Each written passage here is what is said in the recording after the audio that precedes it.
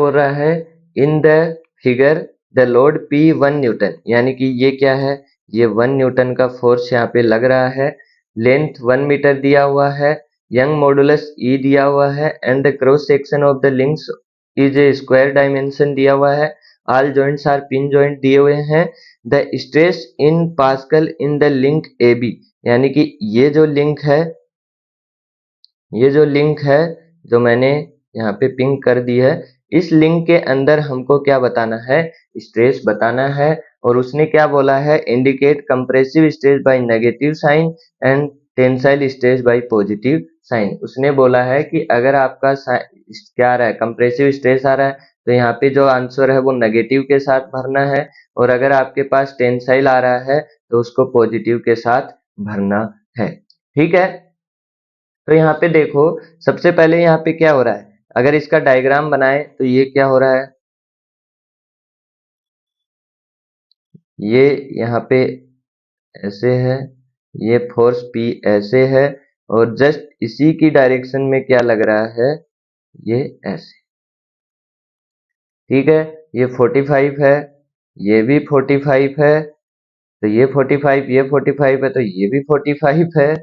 तो यहाँ पे क्या हो जाएगा, यहाँ पे क्या निकाल लेते हैं, फोर्स निकाल लेते हैं, क्योंकि सिग्मा के लिए, स्ट्रेस के लिए क्या चाहिए, फोर्स अपॉन एरिया चाहिए, तो एरिया है, फोर्स नहीं है। तो इस रोड के अंदर फोर्स निकालते हैं, तो ये क्या है, एफ ए बी है, और ये क्या है, एफ बी सी है। ठीक है, तो यहाँ पे हमारे पास क्या होगा, इसका निकालो, तो ये क्या हो जाएगा, summation x is equal to 0 करोगे तो यहाँ पे क्या होगा, P cos 45, ये इधर है तो नेगेटिव ले लिया, और पॉजिटिव ले लिया एफ बी सी कोस 45, तो यहाँ से क्या होता है 0, तो यहाँ पे क्या होगा, F B C is equal to क्या हो जाएगा, P हो जाएगा। ठीक है, फिर यहाँ पे समीशन y में ले लो,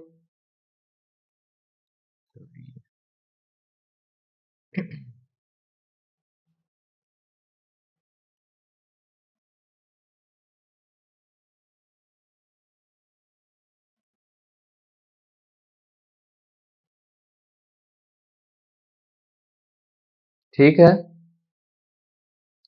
अब यहाँ पे क्या करोगे, एफ बी सी कोस 45, ये पॉजिटिव में ले लिया, minus P cos 45 minus F A B is equal to क्या करोगे, 0 करोगे, तो F B C cos 45 minus P cos 45, ये कितना हो जाएगा, एफ ए बी, तो एफ ए बी हो जाएगा, तो एफ बी सी कोस 45 और P कोस 45, तो एफ बी सी को P लिख सकते हो, तो यहाँ पे क्या ही लिखा हुआ है, P cos 45 minus P cos 45, ये लिखा हुआ है, और ये क्या है, एफ ए बी। अब दोनों वैल्यू है, एक पॉजिटिव एक नेगेटिव, तो ये क्या हो जाएगा, 0, तो एफ ए बी क्या है, 0। अब एफ ए बी 0 है, यानी कि इसके अंदर कोई फोर्स ही नहीं है, तो फोर्स का वैल्यू 0 है, तो स्ट्रेस का वैल्यू भी क्या होगा, 0 होगा, तो the stress in the link A B क्या होगा, वो हो जाएगा आपके पास 0। आपका आंसर क्या आएगा, 0 आएगा। या फिर आप देखो, इतनी बड़ी कैलकुलेशन नहीं करनी है, तो आपको यहाँ क्या दिख रहा है, ये इधर से 45 है, ये भी इधर से 45 है, मतलब ये क्या हो रहा है, कुछ ऐसा है, ये